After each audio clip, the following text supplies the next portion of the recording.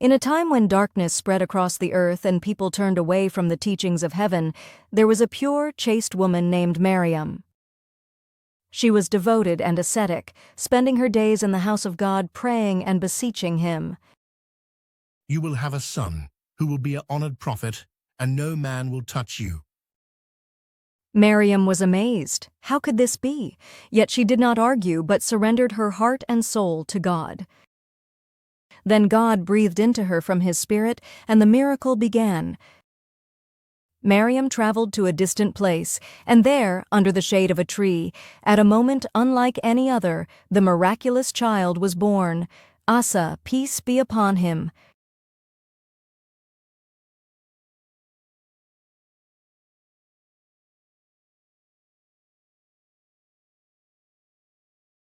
Words from the cradle. Isa's birth was no ordinary event. People accused Maryam and sought to slander her.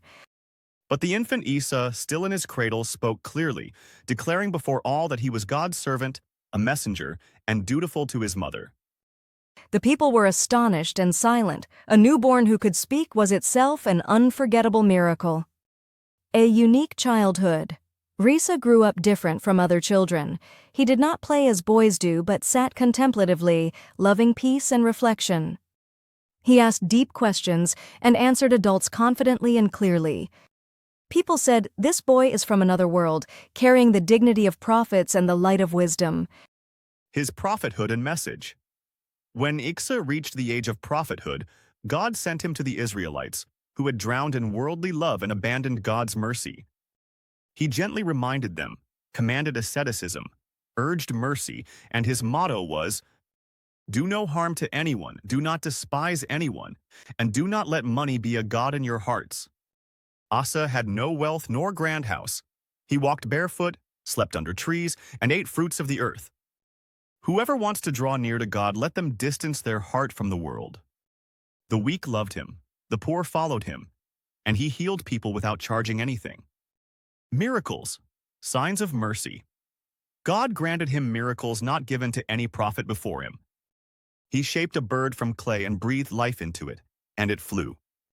He healed the blind and lepers, restoring sight and health. He revived the dead by God's permission, bringing back those who had passed to testify to God's greatness. He told people what they hid in their homes, showing his truthfulness and connection to revelation. Yet, despite these miracles, many, especially the arrogant religious leaders who felt threatened, denied him. The weak loved him, the poor followed him, and he healed people without charging anything.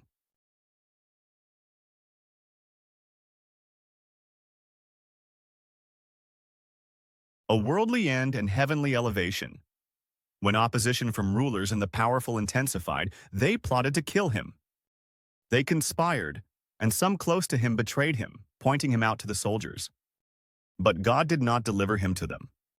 Instead, he raised him up to himself and cast a likeness of him upon another man who was taken instead.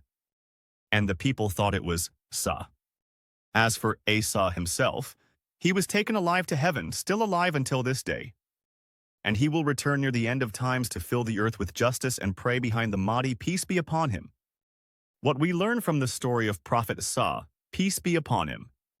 Nothing is impossible for God, even a child born without a father. Miracles are not for show, but to heal hearts and prove the truth of the message. Mercy and asceticism are the true path of the prophets. Injustice never lasts, and God never abandons his beloved to evil.